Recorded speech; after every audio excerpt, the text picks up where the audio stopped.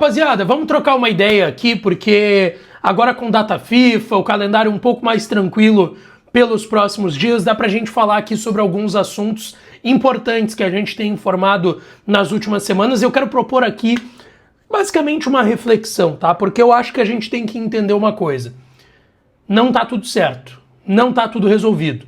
O Inter ganhou os últimos jogos, foi muito bom, tirou um pouco da pressão do Pesolano, saiu da zona de rebaixamento, mas tá longe de estar tudo certo hoje no Inter, tá? E tem muitas questões a serem resolvidas, corrigidas, de um trabalho que de novo vem pecando em alguns aspectos, e eu quero falar disso aqui com vocês, tá? Antes eu vou pedir para tu deixar o teu like nesse vídeo, te inscrever no canal, ativar o sininho das notificações para não perder nada dos conteúdos por aqui. À noite tem o nosso vídeo também atualizando tudo que aconteceu no dia do Inter. Tem bastante coisa pra gente falar aqui no canal, tá?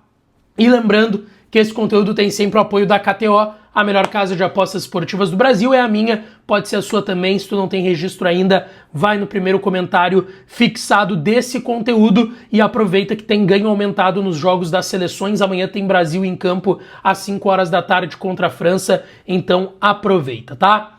Bom, rapaziada, vamos lá.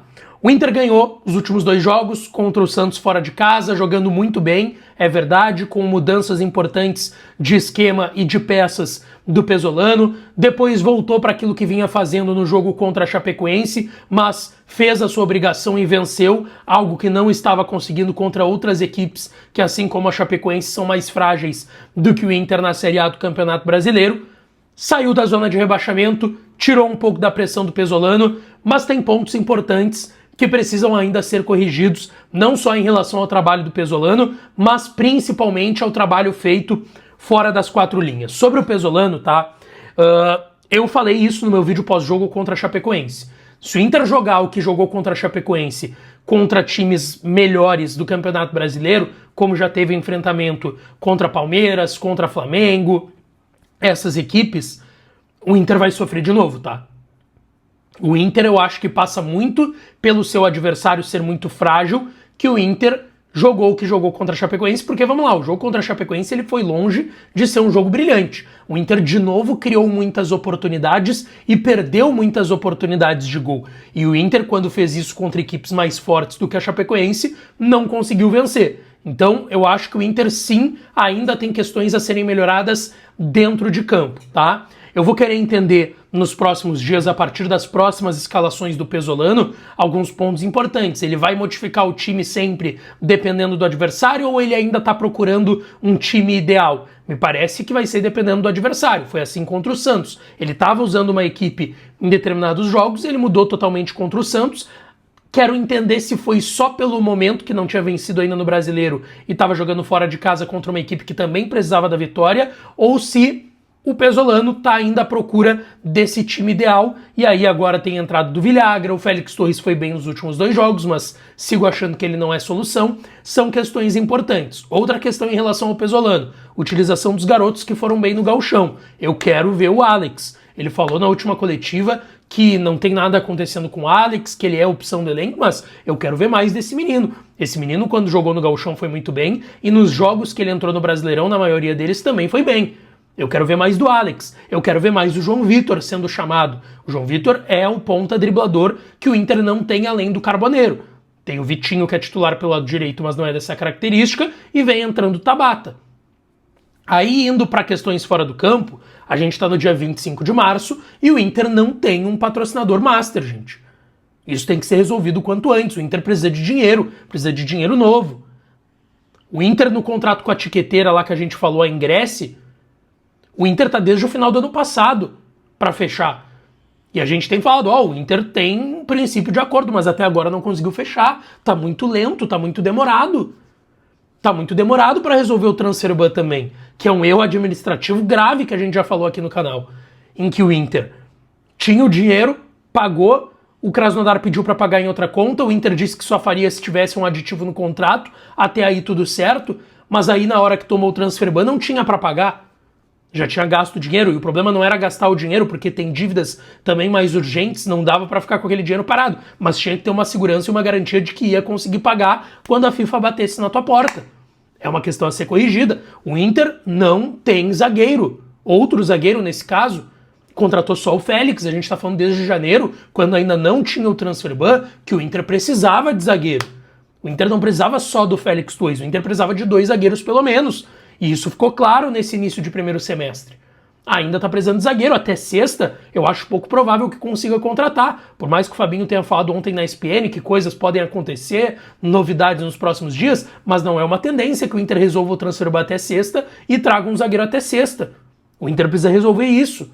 Então, assim, a gente não pode se enganar pelos 2 últimos resultados e achar que porque ganhou, tá tudo certo. Isso aconteceu ano passado no Campeonato Gaúcho. O Inter ganhou o Gauchão, que é um campeonato de nível muito menor do que Série A, Libertadores e Copa do Brasil que o Inter teve no ano passado, e o Inter, por ganhar o Gauchão de forma invicta, contra um Grêmio também totalmente perdido, mas mérito do Inter, deu 2 sapeca no Grêmio nas finais do Gauchão, o Inter achou que estava tudo certo e se enganou.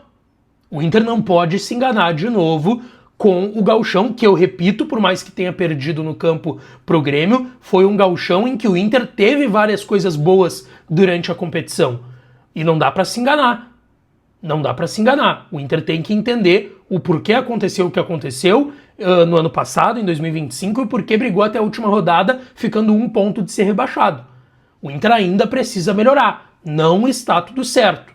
Tá? Então tem que serem corrigidas essas questões fora de campo. A questão do patrocínio master, que é uma vergonha, a gente está quase entrando no mês de abril e o Inter ainda não ter. A lentidão para resolver questões como a da tiqueteira, que vai trazer dinheiro novo para o clube, e também a questão do transfer ban. A questão da lentidão em relação ao zagueiro que vinha antes do transfer ban. Não dá para botar só na conta do transfer ban o fato do Inter não ter trazido outro zagueiro. Tem outro ponto que está me incomodando, que é o Inter botando muita fé na janela do meio do ano, sendo que essa janela do meio do ano não te dá garantia, primeiro, de que tu vai contratar bem, e segundo, de que, vamos lá, o Inter vai sofrer então com a zaga que tem até o meio do ano, quando enfrentar clubes grandes, clubes melhores do que a Chapecoense e do que o Santos. Não dá. O Inter tem um jogo difícil, tá, contra o São Paulo. O São Paulo não é lá essas coisas, teve aí a troca, o Roger tá pressionado, mas o jogo do dia 1º de abril é bem difícil contra o São Paulo dentro do Beira-Rio, e é obrigação do Inter ganhar de novo em casa. Porque se perder ou se empatar, de novo, o Inter vai ficar ali dependendo dos resultados próximo do Z4.